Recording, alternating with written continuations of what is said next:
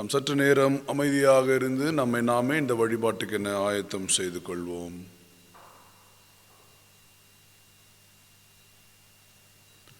கடவுள் மைந்தர் தூய ஆவியாரின் திருப்பெயராலே ஆமேன்.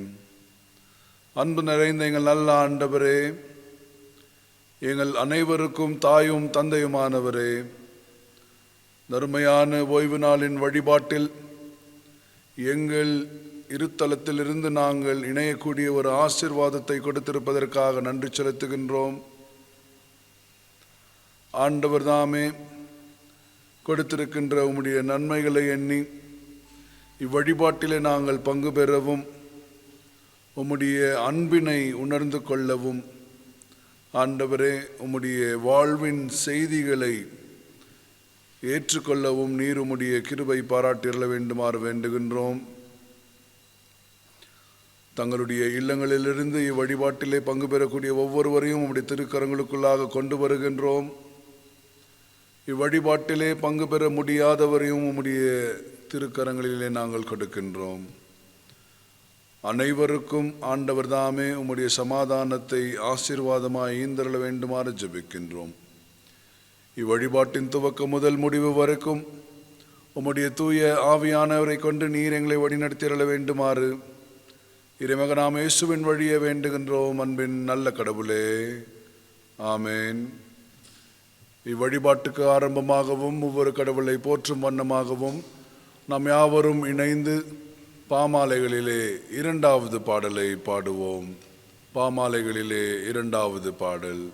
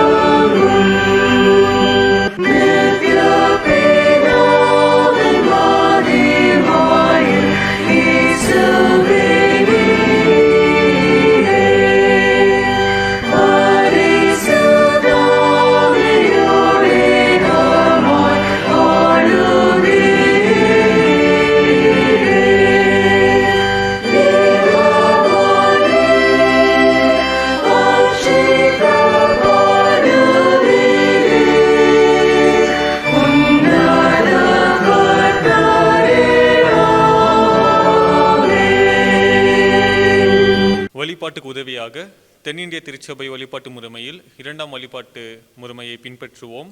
பக்கம் எண் 76. நாம் கடவுளை தொழுவோம்.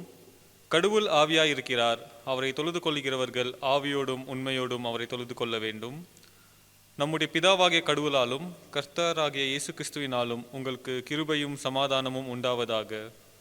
இது கர்த்தர் உண்டு பண்ணின நாள், இதிலே களி கூர்ந்து மகிழ கடுவோம். ஆண்டவரே, எங்கள் உதடுகளை திறந்தருளும். அப்பொழுது எங்கள் வாய் உம்முடைய புகழை அறிவிக்கும். பிதாவுக்கும் குமாரனுக்கும் பரிசுத்த ஆவிக்கும் மகிமை உண்டாவதாக. ஆதியிலும் இப்பொழுதும் எப்பொழுதும் சதா காலங்களிலும் மகிமை உண்டாவதாக. ஆமேன். திரியேக கடவுளை போற்றுதல். சேனைகளின் கடவுளாகிய கர்த்தரே, நீர் பரிசுத்தர், பரிசுத்தர், பரிசுத்தர். வானமும் பூமியும் உமது மகிமையால் நிறைந்திருக்கின்றனர். உன்னதத்திலே ஓசன்னா. கர்த்தரின் நாமத்தினாலே வந்தவரும் வருகிறவருமானவர் தோத்தரிக்கப்பட்டவர். உன்னதத்திலே ஓசன்னா. கடவுளே நீர் பரிசுத்தர், கடவுளே நீர் பரிசுத்தர், சர்வ வல்லவரே நீர் பரிசுத்தர், சர்வ வல்லவரே நீர் பரிசுத்தர், சாவாமையுடையவரே நீர் பரிசுத்தர், சாவாமையுடையவரே நீர் பரிசுத்தர். ஆண்டவரே, எங்களுக்காக சிலுவையில் அறையுண்ட எங்கள் மீட்பரே, எங்கள் மேல் கிருபையாயிரும். ஆண்டவரே, எங்களுக்காக சிலுவையில் அறையுண்ட எங்கள் மீட்பரே, எங்கள் மேல் கிருபையாயிரும். பரிசுத்த ஆவியாகிய ஆண்டவரே, எங்கள் மேல் கிருபையாயிரும். பரிசுத்த ஆவியாகிய ஆண்டவரே, எங்கள் மேல் கிருபையாயிரும். ஆண்டவரே, எங்கள் ஜெபங்களையும் ஆராதனையும் ஏற்றுக்கொண்டு எங்கள் மேல் கிருபையாயிரும். ஆண்டவரே, எங்கள் மேல் மனதுருகி எங்கள் மேல் கிருபையாயிரும். நமக்கு பாவம் இல்லை என்போமானால் நம்மை நாமே வஞ்சிக்கிறவர்களாவோம். நமக்குள் உண்மை இல்லை. நமது பாவங்களை அறிக்கையிட்டால் பாவங்களை நமக்கு மன்னித்து எவ்வித அநீகமும் நீங்க நம்மை சுத்திகரிப்பதற்கு அவர் நம்பத்தக்கவரும் நீதியும் உள்ளவர். நான் எழுந்து என் தகப்பனிடத்திற்கு போய், தகப்பனே, பரத்துக்கு விரோதமாகவும் உமது பார்வையிலும் பாவம் செய்தேன். இனி உம்முடைய மகன் என சொல்லப்படுவதற்கு நான் பாத்திரன் அல்ல. உம்முடைய கூலிக்காரரில் ஒருவனாக என்னை வைத்துக்கொள்வோம் என்பேன். கடவுள் ராஜ்யம் சமீபத்திருக்கிறது. மனம் திரும்பி சுவிசேஷத்தில் நம்பிக்கை வையுங்கள். நமது பலவீனங்களுக்காக பரிதபிக்க முடியாத பிரதான ஆசாரியர் நமக்கு இராமல் எல்லா விதத்திலும் நம்மை போல் சோதிக்கப்பட்டும் பாவமில்லாத பிரதான ஆசாரியரே நமக்கு இருக்கிறார். நாம் இருந்தவாறே மௌனமாக நம்மை நாமே சோதனை செய்வோம். பாவரிக்கைக்கு உதவியாக கீர்த்தனை வரவேணும் பரநாவியே என்ற பாடலை நாம் பாடுவோம்.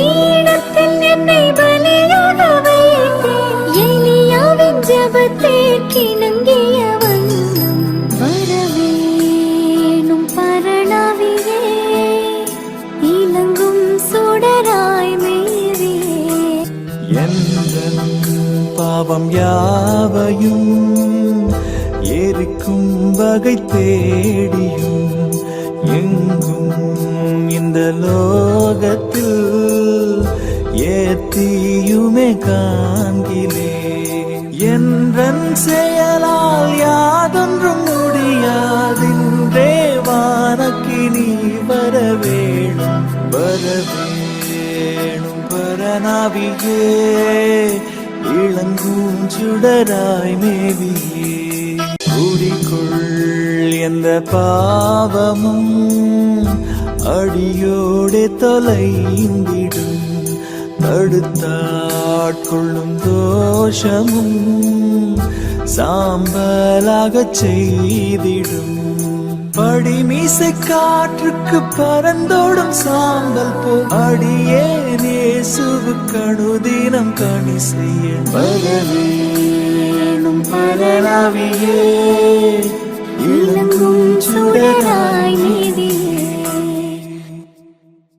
சர்வ வல்லமையுள்ள கடவுளிடத்தில் நாம் நமது பாவங்களை தாழ்மையோடு அறிக்கையிடுவோம்.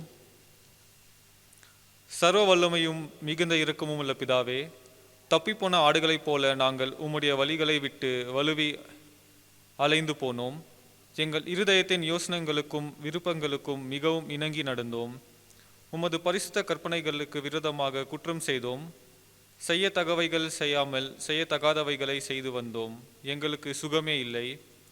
ஆனாலும் ஆண்டவரே, தேவரீர் எங்கள் ஆண்டவராகிய இயேசு கிறிஸ்துவின் மூலமாய் மனிதருக்கு அருளி செய்த வாக்குத்தத்தங்களின்படியே நிர்பாக்கியமுள்ள குற்றவாளிகளாகிய எங்களுக்கு இரங்கும். தபிதங்களை அறிக்கையிடுகிற எங்கள் மேல் பொறுமையாயிரும். பாவத்தின் நிமித்தம் தூக்கப்படுகிற எங்களை சீர்படுத்தும்.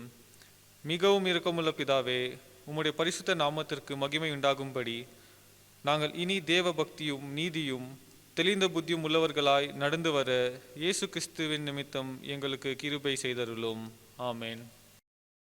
நாம் உண்மையாகவே நம்முடைய பாவங்களை உணர்ந்து மன்னிக்கின்ற ஆண்டவரிடம் அறிக்கை செய்திருப்பதினாலே சர்வ வல்லமையும் மிகுந்த இரக்கமுள்ள ஆண்டவர் மன்னிப்பையும் பாவ நிவர்த்தியையும் நமக்கு கட்டளையிட்டருளி நம்முடைய வாழ்வினை சரி செய்து கொள்வதற்கான காலத்தையும் தமது பரிசுத்தாவியின் கிருபையையும் தேற்றுதலையும் நம் அனைவருக்கும் தந்தருள்வாராக. ஆமேன். ஆண்டவரை துதியுங்கள். ஆண்டவரின் நாமம் துதிக்கப்படுவதாக. ஜெபம் செய்வோம்.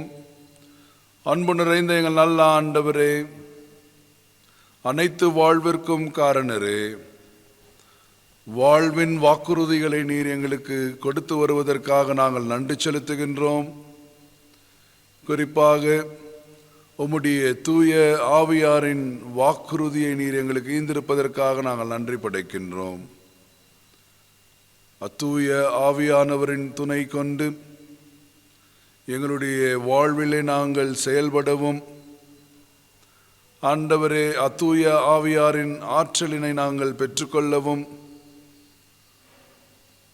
புதுமைகளை உருவாக்க நாங்கள் பயணிக்கவும் தொடர்ந்து நீர் உம்முடைய ஆவியை தந்து எங்களை வழிநடத்திட வேண்டுமாறு இறைமகனாம் இயேசுவின் வழியே வேண்டுகின்றோம். அன்பின் நல்ல கடவுளே. ஆமேன். திருமறை பாடங்கள் படிக்க கேட்போம். முதலாவது பாடமாக பழைய ஏற்பாட்டு யோவேலின் புஸ்தகம் 2ஆம் அதிகாரம் வசனங்கள் 28 முதல் 32 வரை. The Old Testament reading is taken from Joel chapter 2 verses beginning from 28 to 32. வாசிக்கும்படியாக தெரிந்து கொள்ளப்பட்ட முதலாம் வேத பகுதி யோவேல் தீர்க்கதரிசி எழுதின புத்தகம் 2ஆம் அதிகாரம் வசனங்கள் 28 முதல் 32 முடிய. அதற்கு பின்பு நான் மாம்சமான யாவர் மேலும் என் ஆவியை ஊற்றுவேன். அப்பொழுது உங்கள் குமாரரும் உங்கள் குமாரத்திகளும் தீர்க்க தரிசனம் சொல்லுவார்கள். உங்கள் மூப்பர் சொப்பனங்களையும் உங்கள் வாலிபர் தரிசனங்களையும் காண்பார்கள். ஊழியக்காரர் மேலும் ஊழியக்காரிகள் மேலும் அந்நாட்களிலே என் ஆவியை ஊற்றுவேன். வானத்திலும் பூமியிலும் இரத்தம், அக்கினி, புகை ஸ்தம்பங்களாகிய அதிசயங்களை காட்டுவேன். கர்த்தருடைய பெரிதும் பயங்கரமுமான நாள் வரும் முன்னே சூரியன் இருளாகவும் சந்திரன் இரத்தமாகவும் மாறும். அப்பொழுது கர்த்தருடைய நாமத்தை தொழுது கொள்கிறவனவனோ அவன் ரட்சிக்கப்படுவான். கர்த்தர் சொன்னபடி சியோன் பர்வதத்திலும் எருசலேமிலும் கர்த்தர் வரவழைக்கும் மீதியாயிருப்பவர்களிடத்திலும் ரட்சிப்பு உண்டாயிருக்கும். வாசிக்கும்படியாய் தெரிந்து கொள்ளப்பட்ட வேத பகுதி வாசித்தாயிற்று. தேவனுக்கே மகிமை உண்டாவதாக. ஆமீன். நிருப பாடமாக கலாத்தியர் 5ஆம் அதிகாரம் வசனங்கள் 22 தொடங்கி 26 முடிய. The epistle reading is taken from Galatians chapter 5 verses beginning from 22 to 26. வாசிக்க கொடுக்கப்பட்டிருக்கிற நிருப வாக்கியங்கள் பரிசுத்த பவுலடியார் கலாத்தியருக்கு எழுதின நிருபம் 5ஆம் அதிகாரம் வசனங்கள் 22 முதல் 26 வரை. Galatians chapter 5 verses 22 to 26. ஆவியின் கனியோ அன்பு, சந்தோஷம், சமாதானம், நீடிய பொறுமை, தயவு, நற்குணம், விசுவாசம், சாந்தம், இச்சை அடக்கம் இவைகளே. இப்படிப்பட்டவைகளுக்கு விரோதமான பிரமாணம் ஒன்றுமில்லை. கிறிஸ்துவின் உடையவர்கள் தங்கள் மாம்சத்தையும் அதன் ஆசை இச்சைகளையும் சிலுவையில் அறைந்திருக்கிறார்கள். நாம் ஆவியினாலே பிழைத்திருந்தால் ஆவிக்கேற்றபடி நடக்கவும் கடவோம். வீண் புகழ்ச்சியை விரும்பாமலும் ஒருவரை ஒருவர் கோபமூட்டாமலும் ஒருவர் மேல் ஒருவர் பொறாமை கொள்ளாமலும் இருக்க கடவோம். வாசிக்க கொடுக்கப்பட்ட நிருப வாக்கியங்கள் வாசித்து முடிந்தது.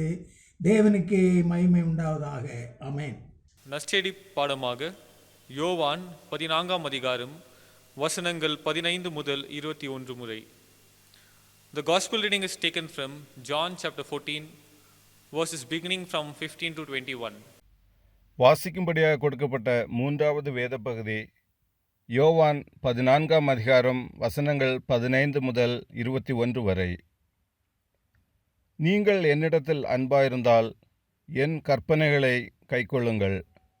நான் பிதாவை வேண்டிக் கொள்வேன், அப்பொழுது என்றென்றைக்கும் உங்களுடனே கூட இருக்கும்படி சத்திய ஆவியாகிய வேறொரு தேற்றவாளனை அவர் உங்களுக்கு தந்தருள்வார்.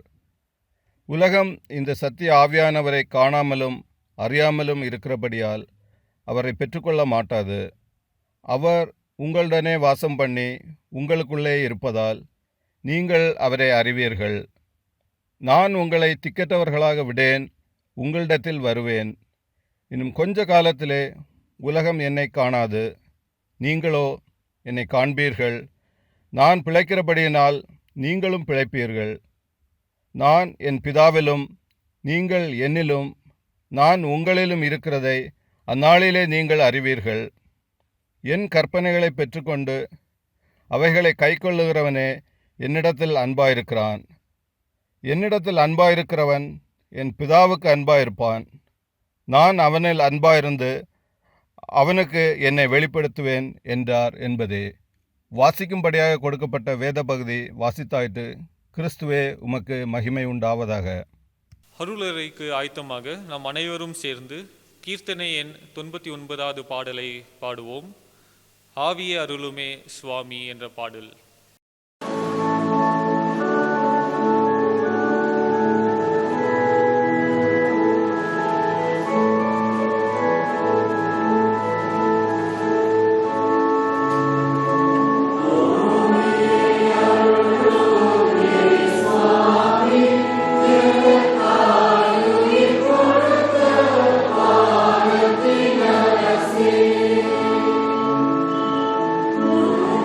Amen.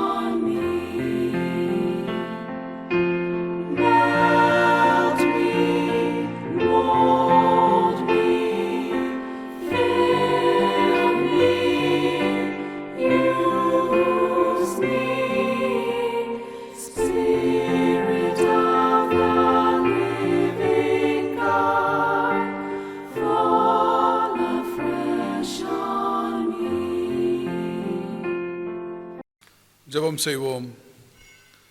அன்பின் ஆண்டவரே, இவ்வேளையிலும் உம்முடைய பிள்ளைகளாக இணைந்து நாங்கள் உம்முடைய வார்த்தைகளை தியானிக்க இருக்கின்றோம். அவ்வார்த்தைகளில் அடங்கியிருக்கக்கூடிய உம்முடைய வாழ்வின் செய்திகளை நாங்கள் யாவரும் புரிந்து கொள்ளக்கூடிய ஞானத்தை தந்து நீர் வழிநடத்தி அருள வேண்டுமாறு ஆண்டவர் இயேசுவின் வழியை வேண்டுகின்றோம். அன்பின் நல்ல கடவுளே, ஆமேன். அன்பானவர்களே, உங்கள் அனைவரையும் ஆண்டவராகிய இயேசு கிறிஸ்துவின் திருப்பெயராலே நான் மீண்டுமாய் வாழ்த்துகின்றேன். கடந்த வாரத்திலே நாம் அனைவரும் திருப்பணியை மையமாக கொண்டு சிந்தித்து வந்தோம். அந்த திருப்பணி இறைவாக்குரைக்கக்கூடிய திருப்பணி என்பதை நாம் உணர்ந்து கொண்டோம். இன்றைய நாளிலும் திருப்பணிக்கு உந்துதலாக இருக்கக்கூடிய தூய ஆவியானவரை முன்னிட்டு சிந்திக்கும்படியாக நம்முடைய தென்னிந்திய திருச்சபையின் குடும்பம் நம்மை அழைத்திருக்கின்றது. நமக்கு கொடுக்கப்பட்டிருக்கக்கூடிய தலைப்பு The Promise of Holy Spirit, தூய ஆவியாரை குறித்த வாக்குறுதி. கடவுள் வாக்குறுதியின் கடவுளாக திருமறையின் வரலாற்றிலே செயல்பட்டு கொண்டிருக்கின்றார். கடவுளின் வாக்குறுதிகள் கடவுளின் திருப்பணிகளுக்கான அழைப்பு என்பதை நாம் உணர்ந்து கொள்ள வேண்டும். சிறப்பாக கடவுளின் வாக்குறுதிகளை நாம் சற்று சிந்தித்து பார்ப்போம் என்றால், கடவுள் தன்னுடைய மக்களை பார்த்து, நான் உங்களோடு உலக முடிவு பரியந்தும் இருப்பேன் என்கின்ற வாக்கை கொடுத்திருக்கின்றார். அவனமே, நான் பகலிலே மேகஸ்தம்பமாகவும் இருளிலே அக்கினி ஸ்தம்பமாக உங்களோடு பயணம் செய்வேன் என்கின்ற வாக்குறுதியை கொடுத்திருக்கின்றார். தொடர்ந்து புதுமைகளுக்கு நேராக நான் உங்களை வழிநடத்துவேன் என்கின்ற வாக்குறுதியை கடவுள் கொடுத்திருக்கின்றார். ஆகையால் கடவுளின் வாக்குறுதி வாழ்வின் பயணத்திலே புதுமைகளை கொண்டு வரக்கூடியவை என்பதை நாம் உணர்ந்து கொள்ள வேண்டும். அப்படிப்பட்ட வாக்குறுதிகளிலே மிகவும் முக்கியமான ஒரு வாக்குறுதி தான் தூய ஆவியானவரின் வாக்குறுதியாகும். Among the promises of God, the promise of Holy Spirit stands tall.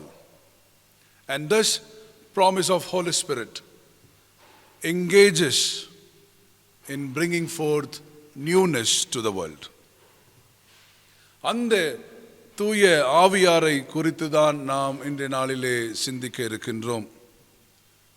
குறிப்பாக இந்த தூய ஆவியானவர் திருமறை முழுவதும் தன்னை வெளிப்படுத்தியிருக்கின்றார்.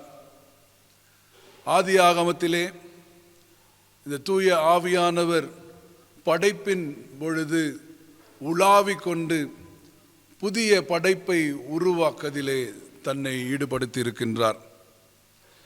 யாத்திராகமத்திலே இந்த ஆவியானவர் பாரோவின் கூட்டத்தை எதிர்த்து நின்று இஸ்ரேல் மக்களை சிவந்த சமுத்திரத்தின் ஊடாக வழி நடத்தி இருக்கின்றார். இன்னும் சற்று தொடர்ந்து பார்ப்போம் என்றால், எசேக்கியேல் இறைவாக்கினரின் நூலிலே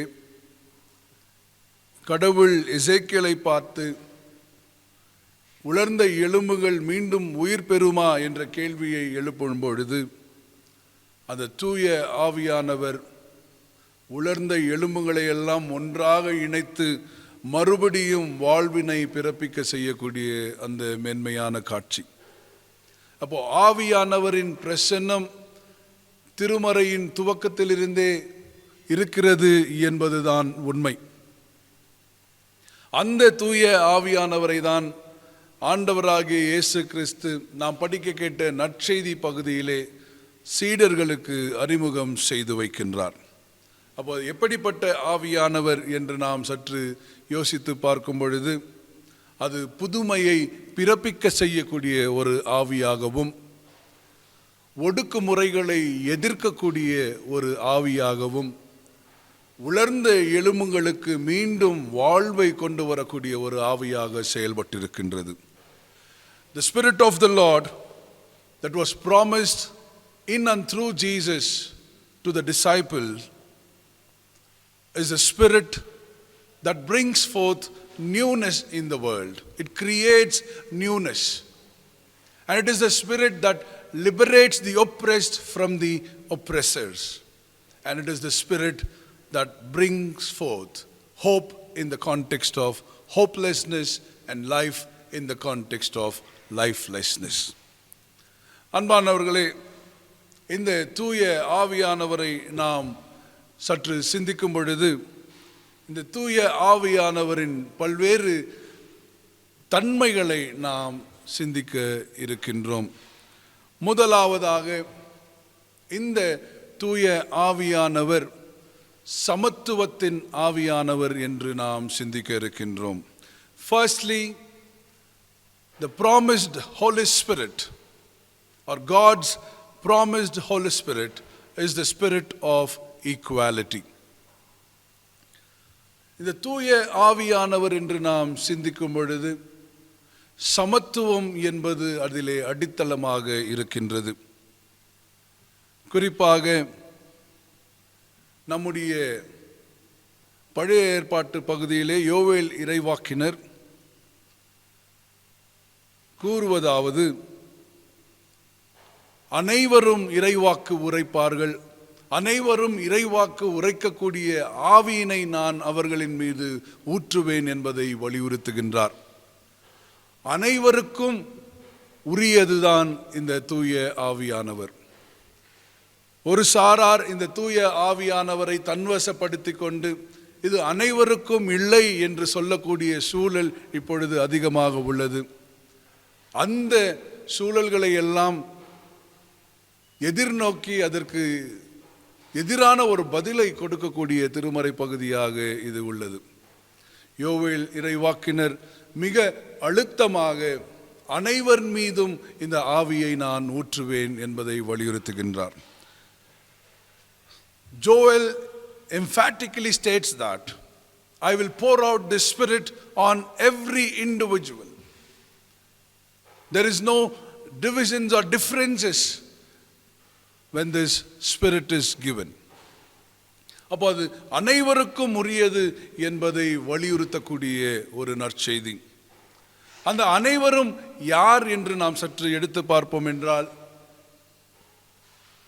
யோவேல் இறைவாக்கினர் அதை தெளிவாக ஆண்களும் இறைவாக்கு உரைப்பார்கள், பெண்களும் இறைவாக்கு உரைப்பார்கள் என்று வலியுறுத்துகின்றார். அது மாத்திரமல்லாமல் அடிமைகளும் இறைவாக்கு உரைப்பார்கள் என்பதை வலியுறுத்துகின்றார். நாம் வாழும் சமுதாயத்திலே படிநிலைகளை கொண்டு நாம் மனித சமூகத்தை பிரித்து வைத்திருக்கின்றோம். அந்த பிரித்து வைத்திருக்கக்கூடிய மனித சமுதாயத்திலே ஒருவரை மேன்மையானவராகவும் இன்னொருவரை தாழ்மையானவர்களாக நாம் காட்டிக்கொண்டிருக்கின்றோம். அப்போ மேன்மையாக கருதப்படுவர்களுக்கு தான் இப்படிப்பட்ட ஆசீர்வாதங்கள் உண்டு என்று அநேகர் பேசிக்கொண்டிருக்கக்கூடிய ஒரு சூழல். அந்த சூழல்களை எல்லாம் முறியடிக்கக்கூடியதுதான் இந்த திருமறை பகுதி. ஆணாதிக்கம் கொண்டிருக்கக்கூடிய யூத சமுதாயத்திலே வெறும் ஆண்கள் தான் இறைவாக்கினர்களாக இருந்தார்கள். ஆகையால் தான் நமக்கு திருமறையில் இருக்கக்கூடிய 15 புத்தகங்களும் வெறும் ஆண் இறைவாக்கினர்களின் பெயரை கொண்ட புத்தகங்களாக இருக்கிறது. அப்படி என்றால் பெண் இறைவாக்கினர்கள் எங்கே என்ற கேள்வியை நாம் எழுப்பி பார்க்க வேண்டும். அப்ப பெண் இறைவாக்கினர்கள் யாரும் இல்லையா என்ற கேள்விகளை நாம் எழுப்பி பார்க்க வேண்டும். அந்த கேள்விகளை நாம் எழுப்பி பார்க்கும் பொழுது நாம் படிக்க கேட்டு பழைய ஏற்பாட்டின் திருமறை பகுதி ஒரு பதிலாக நமக்கு வருகிறது. ஆண்களும் பெண்களும் இறைவாக்கு உரைப்பார்கள் என்பதாகும். So there is no difference between male and female when it comes to the Spirit of the Lord. Both are equal in the Spirit of the Lord. அது மாத்திரம் அல்ல, ஆண்கள் பெண்கள் என்று மாத்திரம் கருதி கொண்டிருந்த சூழலிலே திருநங்கையர்களும் இன்று தன்னுடைய இறைவாக்கின் பணிகளை செய்து கொண்டு வருகிறார்கள். முழு மனுக்குலமே இப்பொழுது திருப்பணியை செய்து கொண்டிருக்கிறது. முழு மனுக்குலமே இறைவாக்குரைத்து கொண்டிருக்கக்கூடிய மனுக்குலமாக இருக்கிறது. தொடர்ந்து அந்த பகுதியை நாம் படிக்கும் பொழுது அடிமைகளும் இறைவாக்கு உரைப்பார்கள் என்பதை அந்த திருமறை பகுதி வலியுறுத்துகிறது. Even the slaves will prophesy. And that is what the blessing of the Spirit is according to Joel. அதிகாரம் கொண்டிருக்கக்கூடிய உலகிலே அடிமைகளுக்கு பேசுவதற்கே உரிமை இல்லை.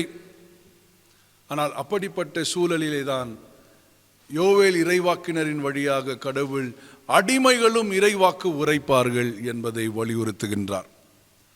அப்போ முழு மனுக்குலமே இறைவாக்கு உரைக்கக்கூடிய மனுக்குலம். The entire humanity is the humanity that prophesies being blessed with the Spirit of the Lord. அப்போ எதை இறைவாக்கு உரைக்கிறார்கள் என்ற கேள்வியை நாம் எழுப்பி பார்க்க வேண்டும். இறைவாக்கு உரைப்பது சமத்துவத்திற்குரியதுதான். ஆனால் அது எதை சொல்லுகிறது என்பதை நாம் சற்று கேள்வி எழுப்பி பார்க்க வேண்டும். நாம் படிக்க கேட்ட யோவான் நற்செய்தி பகுதியை நாம் எடுத்து சிந்திக்கும் பொழுது அதிலே 17வது வசனத்திலே இறைவாக்கு உரைக்கக்கூடிய ஆவி உண்மையின் ஆவி என்பதை நாம் புரிந்து கொள்ள வேண்டும். The spirit of truth is what the Spirit is all about. அப்போ உண்மையை எடுத்துரைக்கக்கூடிய ஒரு இறைவாக்கு. ஒருவேளை ஆண்கள் தான் இறைவாக்கு உரைக்க வேண்டும் என்கின்ற இடத்திலே பெண்கள் எழும்பி நின்று பெண்களும் இறைவாக்கு உரைக்க முடியும், பெண்களுக்கும் அந்த ஆவியானவர் இருக்கின்றார் என்பதை அழுத்தம் பெருத்துவதுதான் உண்மை. அடிமைகள் பேசுவதற்கு கூட உரிமை இல்லை என்று சொல்லக்கூடிய உலக சூழலிலே அடிமைகள் எழுந்து நின்று இறைவாக்கு உரைப்போம், அது கடவுள் எங்களுக்கு கொடுத்திருக்கக்கூடிய ஆவியின் வரம் என்பதை வலியுறுத்துவதுதான் கடவுளின் ஆசீர்வாதம் அல்லது கடவுளின் உண்மை. So speaking truth is what prophesizing is. Imagine the women community speaking truth in saying that we are also blessed with the Spirit of the Lord. Imagine the slave community proclaiming the Spirit of the Lord. And that is what God's equality is all about. கடவுளின் ஆவியானவர் சமத்துவம் நிறைந்த ஒரு ஆவியானவர். அப்போ சமத்துவத்தை உள்நோக்கமாக கொண்டிருக்கக்கூடிய ஆவியானவர் அந்த சமத்துவத்தை தான் நமக்கு வாக்குறுதியாக கொடுக்கின்றார். நம்முடைய நற்செய்தி பகுதியை சற்று எடுத்து பார்க்கும் பொழுது ஆண்டவராகிய இயேசு கிறிஸ்து நான் பிதாவுக்குள் இருக்கின்றேன், பிதா எனக்குள் இருக்கின்றார், ஆகையால் நீங்கள் எங்களுக்குள் இருக்கின்றீர்கள் என்பதை வலியுறுத்துகின்றார். God is in me, I am in God, and you are all in God and us. அதுதான் சமத்துவத்திற்கான ஒரு மிக சிறந்த அடையாளம். ஏற்றத்தாழ்வு இல்லாத ஒரு உருவகத்தை இயேசு கிறிஸ்து அங்கே வெளிப்படுத்துகின்றார். ஆகையால் அன்பானவர்களே, கடவுள் நமக்கு ஒரு தூய ஆவியானவரை வாக்கு கொடுத்திருக்கின்றார். அந்த தூய ஆவியானவர் சமத்துவத்தின் ஆவியானவர், எல்லோருக்கும் உரியவர். யாரும் அந்த ஆவியானவரை தன்வசப்படுத்திக் கொள்ள முடியாது. Nobody can claim this Holy Spirit as their own, because the Spirit is for all and the Spirit is equally for all. இது அனைவருக்கும் உரியது, அனைவருக்கும் சமமாக உரிய ஒன்று. இன்றைய காலகட்டத்திலே இந்த ஆவியானவரை முன்வைத்து பலர் தங்களை மேன்மையானவர்களாக கருதி கொள்கிறார்கள்.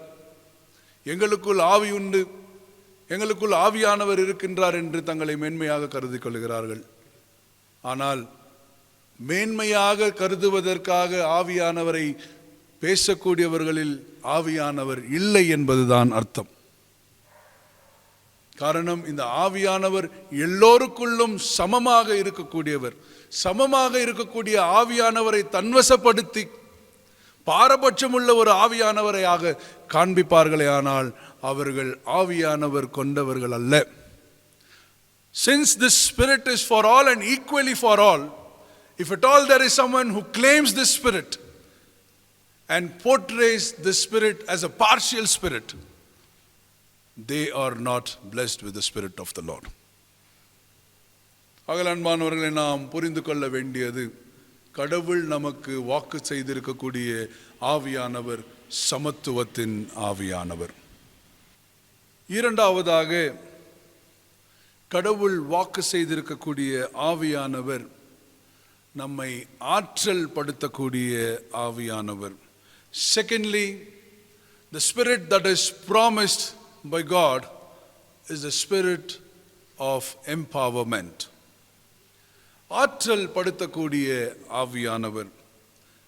மிக சிறந்த ஆற்றல் மனிதர்களுக்குள்ளாக இருக்கிறது என்றால் அது ஆவியானவர் கொடுக்கக்கூடிய ஆற்றலே ஆகும். நாம் படிக்க கேட்ட நற்செய்தி பகுதியினை சற்று நாம் சிந்தித்து பார்க்கும் பொழுது யோவான் 14ஆம் அதிகாரம் 1வது வசனத்திலே ஆண்டவராகிய இயேசு கிறிஸ்து சீடர்களை பார்த்து உங்கள் இருதயம் கலங்காதிருப்பதாக என்று சொல்லி அவர்களை ஆற்றல் படுத்தக்கூடிய ஒன்றாக இருக்கின்றது. இருப்பினும் சீடர்களின் நிலை மாறவில்லை. காரணம், அவர்கள் வாழ்வின்மையின் சூழலிலே ஆழ்ந்தவர்களாகவும், நம்பிக்கையின்மையின் சூழலிலே ஆழ்ந்தவர்களாகவும், பயத்தின் சூழலிலே ஆழ்ந்தவராகவும் காணப்படுவதினால். அப்போ இயேசு கிறிஸ்து அவர்களை பார்த்து, நீங்கள் என்னை நேசிப்பீர்கள் என்றால் கட்டளைகளை நீங்கள் கைக்கொள்ள வேண்டும் என்பதை வலியுறுத்துகின்றார். அப்போ அந்த கட்டளை என்பது அவர்களுக்கு ஆற்றலை கொடுக்கக்கூடிய ஒன்றாக இருக்கிறது. அந்த கடவுளின் வார்த்தைகள் அவர்களுக்கு ஆற்றலை கொடுக்கக்கூடியதாக இருக்கிறது. அப்போ தூய ஆவியானவர் நமக்கு ஆற்றல் தரக்கூடியவராக இருக்கின்றார். The Holy Spirit is the spirit that empowers us in the context of hopelessness, despair and fear. குறிப்பாக நாம் படிக்க கேட்ட அந்த இறைவாக்கினரின் பகுதியை கூட எடுத்து பார்ப்போம் என்றால், அங்கே பெண்களும் இறைவாக்கு உரைப்பார்கள் என்பது அந்த பெண்களை ஆற்றல் படுத்தக்கூடிய ஒன்றாக இருக்கிறது. வெறும் ஆண்களே திருமறையை சூழ்ந்திருக்கிறார்கள் என்கின்ற நிலை பெண்களுக்குள்ளாக ஒரு தோய்வை ஏற்படுத்திவிட்டது. சில பெண்கள் திருமறை பெண்களுக்குரியது அல்ல என்கின்ற நிலைக்கும் தள்ளப்பட்டார்கள். ஆனால் யோவேல் இறைவாக்கினர் பெண்களும் இறைவாக்கு உரைப்பார்கள் என்று சொல்லுவது அவர்களுக்கு ஒரு உற்சாகத்தை கொடுத்ததாக இருக்கிறது. The women community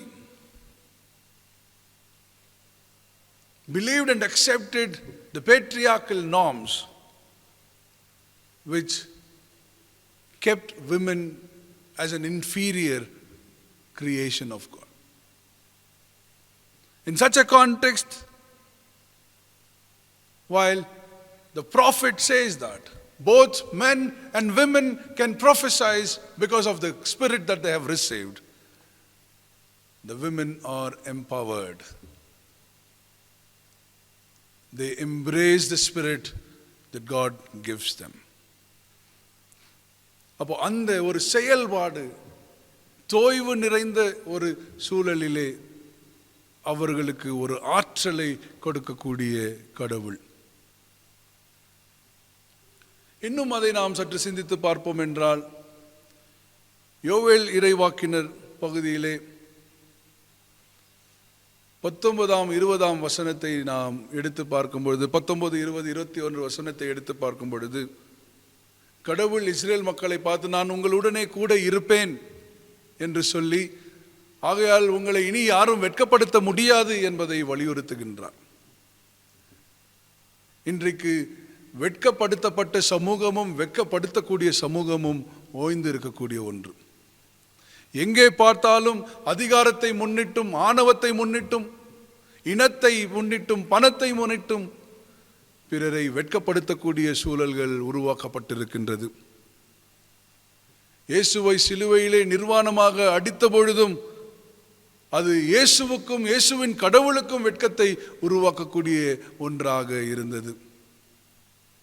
அப்போ வெட்கப்படுத்துவது என்பது இன்றைய சூழலிலே ஒரு மிகப்பெரிய யுக்தியாக உள்ளது. Shaming is an important tool that is used by the perpetrators. Shaming the vulnerable in the name of caste, color, creed and gender and also power. And it is the vulnerable community who are shamed in order to glorify the power of the perpetrating community. அப்போ கடவுள் நீங்கள் வெட்கப்படாதபடிக்கு நான் உங்களை வழிநடத்துவேன் என்று சொல்லி அந்த ஆவியானவரை வரமாக கொடுக்கின்றார். So the Spirit of the Lord comes in a situation of shaming, in confronting the evils that shame the other. பிறரை வெட்கப்படுத்தக்கூடிய சூழலிலே ஆவியானவரின் வரம் இறங்கி வருகிறது, வெட்கப்படுத்துவர்களை எதிர்த்து நிற்பதற்காக. So the shamed community is empowered to confront the shaming community. வெட்கப்படுத்தப்படுகின்ற சமுதாயம் ஆவியானவரினாலே ஆற்றல் கொடுக்கப்படுகிறது, வெட்கப்படுத்துகிறவர்களை எதிர்த்து நிற்பதற்காக. இயேசு கிறிஸ்து தன்னுடைய சீடர்களை ஆற்றல் படுத்துகின்றார். காரணம், மீண்டுமாக அவர்கள் சமூகத்திற்குள்ளாக சென்று இயேசுவின் நற்செய்தியை சொல்வதற்காக. உங்களுடைய தலைவர் மரித்து விட்டார் என்று இயேசுவின் சீடர்களை வெட்கப்படுத்தப்பட்ட சூழல்கள் அங்கே இருந்திருக்கலாம். சீடர்கள் வெட்கத்தோடு அறைக்குள்ளாக அமர்ந்திருக்கலாம். அப்படிப்பட்ட சூழலிலே இயேசுவின் வார்த்தைகள் அவர்களை பலப்படுத்தக்கூடியதாக இருக்கிறது. அவர்களை பலப்படுத்தி மறுபடியும் நீங்கள் வெளியேறி நற்செய்தியை சொல்லுங்கள் என்கின்ற அந்த ஆசீர்வாதம். So the Spirit of the Lord empowers the disciples to go out into the society and to proclaim the good news of Jesus' resurrection, who were shamed due to the death of Jesus. So இரண்டாவதாக கடவுள் கொடுத்திருக்கக்கூடிய ஆவியானவரின் வாக்குறுதி ஆற்றல் படுத்தக்கூடிய வாக்குறுதியாக இருக்கிறது. The Spirit that is promised to us is the Spirit of empowerment. மூன்றாவதாக கடவுள் வாக்கு கொடுத்த ஆவியானவர் வாழ்வுக்குரியவர் என்பதை நாம் புரிந்து கொள்ள வேண்டும். The Spirit promised by God is the Spirit of embodiment. மாமிசம் ஆகுவது என்பது கிறிஸ்தவ விசுவாசத்தின் மிகப்பெரிய நற்செய்தி. வார்த்தையாயிருந்து வார்த்தையாகவே மாத்திரமில்லாமல் மாமிசமாய் மாறி மனுக்குலத்தோடு வாசம் செய்தார். அதைவிட நற்செய்தி நமக்கு தேவையில்லை. அப்போ மாமிசமாகுவது என்பதை நாம் புரிந்து கொள்ள வேண்டும். இறை வாக்குகளாக மாத்திரமல்லாமல் இறை வாழ்வாக மாற வேண்டும். The prophecies should not remain prophecies alone, but it should be transformed into prophetic life. இறை வாழ்வு நமக்கு ஆவியானவர் கொடுத்த ஒரு வரம். நாம் படிக்க கேட்ட நிருப பகுதியிலே 9 ஆவியின் கனிகளை குறித்து நாம் கற்றுக்கொள்ளுகின்றோம். அந்த 9 ஆவியின் கனிகள் அன்பு என்பதிலே துவங்கக்கூடிய ஒன்றாக இருக்கிறது. The 9 fruits of Spirit begins with love, and love stands the foundation of all the fruits of the Spirit. அனைத்து கனிகளுக்கும் அடித்தளமாக ஆரம்பமாக கடவுளின் அன்பு இருக்கின்றது. அந்த அன்பு தான் வாழ்வின் வடிவம் எடுத்தது. Love manifested in life.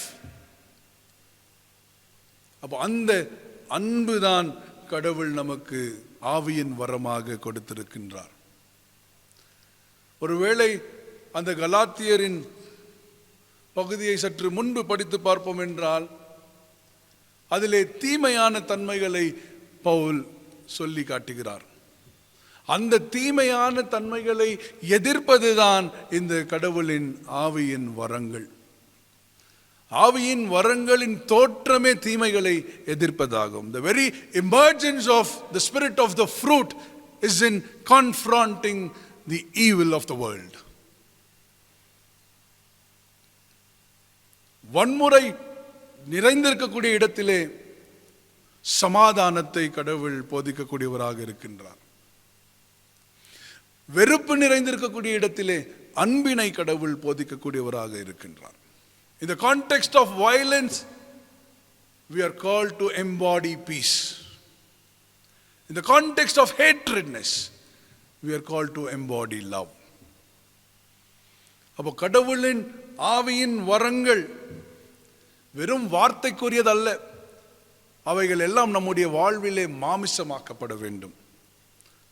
ஆவியின் வரங்களை நாம் வாழக்கூடியவர்களாக இருக்க வேண்டும். இயேசுவானவர் சீடர்களிடம் கொடுத்த ஆவியின் வரம் வாழ்வுக்குரியது. அந்த ஆவியின் வரத்தை வாழ்வுக்குரியதாக வாழ்ந்ததின் விளைவுதான் திருச்சபையின் தோற்றமே. The result of transforming the spirit of life or the spirit of fruit into the spirit of life is the emergence of the church. அப்போ திருச்சபையின் தோற்றமே வார்த்தை மாமிசமானதின் விளைவு. அப்படிப்பட்ட திருச்சபைகள் இன்றைக்கு வார்த்தைக்குரிய திருச்சபைகளாக மாறி இருக்கிறது. இன்னும் ஆழமாக சொல்ல வேண்டும் என்றால், இயேசு கிறிஸ்து ஆவியின் வரத்தை கொடுக்கும் பொழுது அவரையும் தாண்டி செயல்படக்கூடிய ஒரு வரத்தை கொடுக்கின்றார். மனிதராக ஒரு இடத்திற்கோ ஒரு நேரத்திற்கோ கட்டுப்பட்ட இயேசு கிறிஸ்து இப்பொழுது ஆவியாக செயல்படும் பொழுது எதற்கும் கட்டுப்படுவதில்லை. Jesus, who was limited to time and space, is no more limited. In spirit, Jesus is limitless. அப்போ திருச்சபையும் அப்படிப்பட்டதாகத்தான் இருக்க வேண்டும். திருச்சபைக்குள் கிறிஸ்துவை போல செயல்பாட்டுக்குரிய திருச்சபையாக இருக்க வேண்டும். ஆவிக்குரிய கனிகளை வாழ்வுக்குரியவைகளாக மாற்றக்கூடியதாக திருச்சபைகள் இருக்க வேண்டும். The very purpose of church is to embody the spirit of fruit. The purpose of church is to embody Christ. அந்த வரத்தை தான் கடவுள் நமக்கு வாக்கு செய்திருக்கின்றார். அன்பானவர்களே, நான் ஆரம்பத்திலே சொன்ன வண்ணமே நம்முடைய கடவுள் வாக்குறுதியின் கடவுள். அவர் வாக்குறுதிகளை செய்யக்கூடிய கடவுள் மாத்திரமல்ல, அந்த வாக்குறுதிகளை நிறைவேற்றக்கூடிய கடவுளாக இருக்கின்றார். அந்த வாக்குறுதிகள் நம்முடைய வாழ்விலே மாமிசமாக மாறக்கூடிய சூழல்களை உருவாக்கக்கூடிய கடவுளாக இருக்கின்றார். நம் அனைவருக்கும் ஆவியானவரை கடவுள் வாக்குத்தத்தம் செய்திருக்கின்றார். We have been promised the gift of Holy Spirit, and we should be assured that the gift of Holy Spirit is the spirit of equality. It is the spirit of empowerment, and it is the spirit of embodiment. அது சமத்துவத்தை வலியுறுத்தக்கூடிய ஒரு ஆவி, நம்மை ஆற்றல் படுத்தக்கூடிய ஒரு ஆவி, நம்மை வாழ்வுக்குரியோராக மாற்றக்கூடிய ஒரு ஆவி. அப்படிப்பட்ட ஆவியானவர் நம்மிலே இருக்கின்றார் என்ற உறுதியோடு நாம் செயல்படுவோம். கடவுளின் வாக்குறுதிகளை நம்முடைய வாழ்வுக்குரியவைகளாக வாழ ஆண்டவர் தாமே நம்மை ஆசீர்வதித்து வழிநடத்தி காப்பாராக. ஆமென். அருளுரையை கேட்ட நம் அனைவரும் சேர்ந்து நம்முடைய விசுவாசத்தை அப்போஸ்தலர் விசுவாச பிரமாணத்தின் மூலமாய் அறிக்கை செய்வோம். வானத்தையும் பூமியும் படைத்த சர்வ வல்லமையுள்ள பிதாவாகிய தேவனை விசுவாசிக்கிறேன். அவருடைய ஒரே குமாரனாகிய நம்முடைய நாதர் இயேசு கிறிஸ்துவையும் விசுவாசிக்கிறேன். அவர் பரிசுத்த ஆவியினாலே கன்னி மரியாளிடத்தில் உற்பவித்து பிறந்தார். பொந்தியு பிலாத்துவின் காலத்தில் பாடுபட்டு சிலுவையில் அறை உண்டு மரித்து அடக்கம் பண்ணப்பட்டு பாதாளத்துக்கு இறங்கினார். 3ஆம் நாள் மரித்தோரிடத்திலிருந்து எழுந்தருளினார். பரமண்டலத்திற்கேறி சர்வ வல்லமையுள்ள பிதாவாகிய தேவனுடைய வலது பாரிசத்தில் வீற்றிருக்கிறார். அவ்விடத்திலிருந்து உயிருள்ளவரையும் மரித்தோரையும் நியாய தீர்க்க வருவார். பரிசுத்த ஆவியை விசுவாசிக்கிறேன். பொதுவாயிருக்கிற பரிசுத்த சபையும் பரிசுத்தவான்களுடைய ஐக்கியமும் பாவ மன்னிப்பும் சரீர உயிர்த்தெழுதலும் நித்திய ஜீவனும் உண்டென்று விசுவாசிக்கிறேன். ஆமென். ஜெபம் செய்வோம். அன்பு நிறைந்த எங்கள் நல்ல ஆண்டவரே, எல்லா ஆசீர்வாதங்களுக்கும் காரணரே, நன்மையான ஓய்வு நாளிலே நாங்கள் யாவரும் எங்களுடைய இல்லங்களிலிருந்து உம்மை வழிபடக்கூடிய ஒரு ஆசீர்வாதத்தை நீர் தந்தமைக்காக நன்றி படைக்கின்றோம். கர்த்ததாமே, இந்நாள் வரைக்கும் உம்முடைய அருளினை கொண்டு எங்களுடைய திருச்சபைகளை நீர் வழிநடத்தி வருவதற்காக நன்றி செலுத்துகின்றோம். திருச்சபைகளுக்காக நாங்கள் நன்றி படைக்கின்றோம். திருச்சபையின் குடும்பங்களுக்காக நாங்கள் நன்றி செலுத்துகின்றோம். ஆண்டவர் இதுவரைக்கும் குடும்பத்தின் தேவைகளை சந்தித்து அவர்களின் எண்ணங்களை ஆசீர்வதித்து வந்திருப்பதற்காக நாங்கள் நன்றி செலுத்துகின்றோம். ஒவ்வொரு குடும்பத்தின் தேவைகளை நீர் நிறைவாக சந்தித்தருளும்.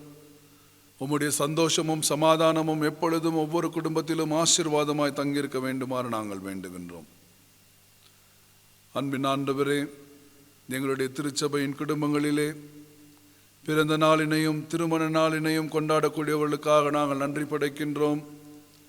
ஆண்டவர் தாமே அவர்களின் வாழ்விலே புதியதொரு ஆண்டினை ஈவாக தந்திருப்பதற்காக நாங்கள் நன்றி செலுத்துகின்றோம். அந்த புதிய ஆண்டு அவர்களின் வாழ்விலே புதுமைகளை கொண்டு வரக்கூடிய ஆண்டாக நீர் ஆசீர்வதித்தருள வேண்டுமாறு நாங்கள் வேண்டுகின்றோம். புதிய ஆண்டிலும் நல்ல விசுவாசத்திலே வளரக்கூடியவர்களாகவும் அவிசுவாசத்தை வாழக்கூடியவர்களாகவும் ஆண்டவரே பிறருக்கு உதவக்கூடியவர்களாகவும் பிறர் பாரத்தை சுமக்கக்கூடியவர்களாக நீர் அவர்களை ஆசீர்வதித்தருள வேண்டுமாறு ஜெபிக்கின்றோம்.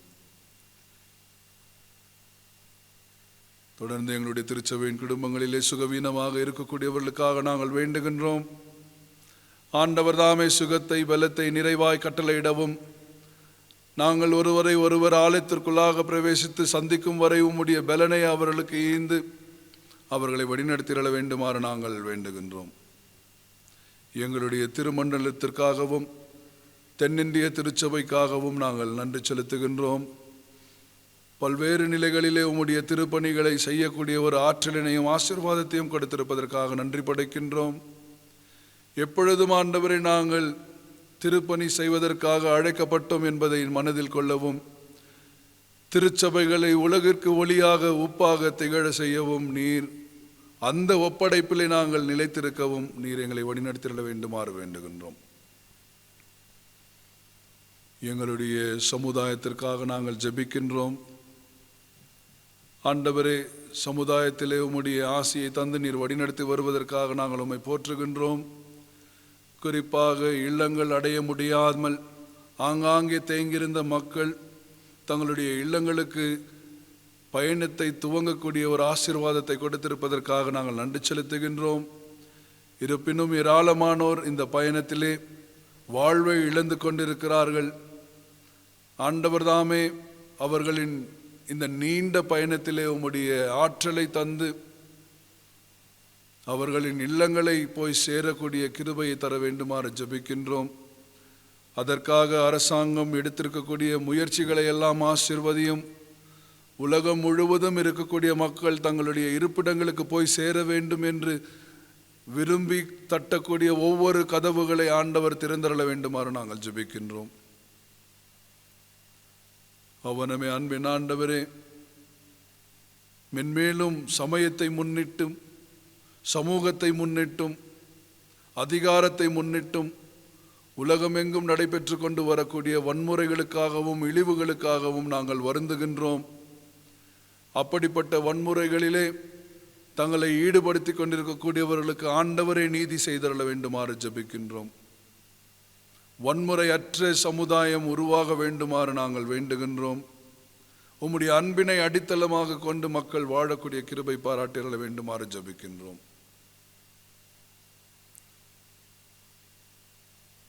உலகமே இன்னும் இந்த கொரோனா நோயினாலே ஆழ்ந்த துயரத்திற்குள்ளாக இருக்கக்கூடிய சூழலை உம்முடைய திருக்கரங்களுக்குள்ளாக நாங்கள் கொண்டு வருகின்றோம். இந்த சூழல் மாறுமோ மாறாதோ என்று ஏராளமானோர் ஏங்கி தவித்துக் கொண்டிருக்கிறார்கள். நீர் ஒருவரே அதற்கு பதிலாக இறங்குவீர் என்ற விசுவாசம் கொண்டிருக்கின்றோம். குறிப்பாக மருத்துவர்களின் வழியாக உம்முடைய மேன்மையான ஞானத்தை நீர் வெளிப்படுத்திட வேண்டுமாறு ஜெபிக்கின்றோம். இந்த நோய்க்கு ஏற்ற மருத்துவம் உருவாக வேண்டுமாறு நாங்கள் வேண்டுகின்றோம். ஆண்டவரே, மருத்துவம் மாத்திரமல்லாமல் நல்லதொரு இயற்கை சூழல் இந்த நோயை முறியடிக்க வேண்டுமாறு நாங்கள் ஜெபிக்கின்றோம். அந்த நல்லதொரு இயற்கை சூழலை நீர் ஒருவரே உருவாக்க முடியும் என்பதிலும் நாங்கள் விசுவாசிக்கின்றோம்.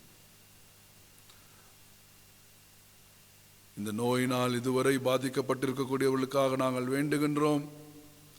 மென்மேலும் இந்த நோய் பரவாதபடிக்கு நீர் காத்துக்கொள்ளும். நீர் கொடுத்த எங்களுடைய ஞானத்தை பயன்படுத்தி இந்நோயிலிருந்து நாங்கள் மீண்டு வரக்கூடிய ஒரு ஆசீர்வாதத்தை தாரும்.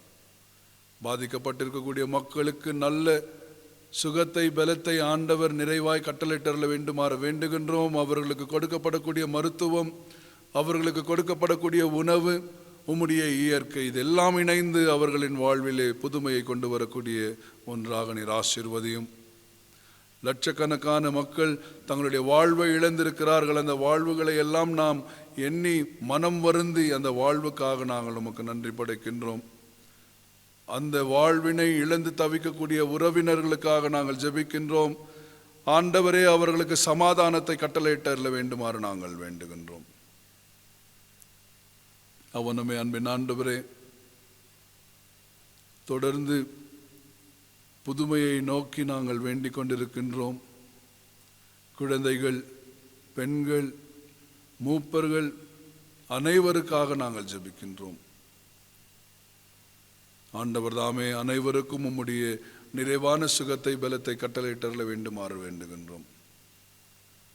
குடும்பங்களிலே உம்முடைய ஆசீர்வாதமும் சமாதானமும் எப்பொழுதும் தங்கியிருக்க வேண்டுமாறு நாங்கள் ஜெபிக்கின்றோம். மீண்டுமா எங்களுடைய திருச்சபையின் குடும்பங்களுக்காக நாங்கள் நன்றி படைக்கின்றோம். தொடர்ந்து உம்முடைய நீங்கா பிரசன்னம் ஒவ்வொரு குடும்பத்திலும் இருந்து ஒவ்வொரு குடும்பத்தின் தேவைகளை சந்தித்து அவர்களை ஆசீர்வதித்து வழிநடத்திட வேண்டுமாறு இறைமகனாம் இயேசுவின் வழியை வேண்டுகின்றோம். அன்பின் நல்ல கடவுளே, ஆமேன். என் ஆத்துமாவே கர்த்தரை ஸ்தோத்திரே, என் முழு உள்ளமையுடைய பரிசுத்த நாமத்தை ஸ்தோத்திரே. என் ஆத்துமாவே கர்த்தரை ஸ்தோத்திரே, கர்த்தர் செய்த சகல நன்மைகளையும் மறவாதே. ஆமேன். நமது ஆண்டவராகிய இயேசுவின் அருளும் தாயும் தந்தையுமாகிய கடவுளின் அன்பும் நம்முடன் வாழ்கின்றவராகிய தூய ஆவியாரின் கூட்டுறவும் நம் அனைவரோடும் நம் அனைவரின் குடும்பத்தோடும் நாம் வாழும் சமுதாயத்தோடும் இருந்து நம்மை ஆசீர்வதித்து வழிநடத்தி காப்பதாக. ஆமேன்.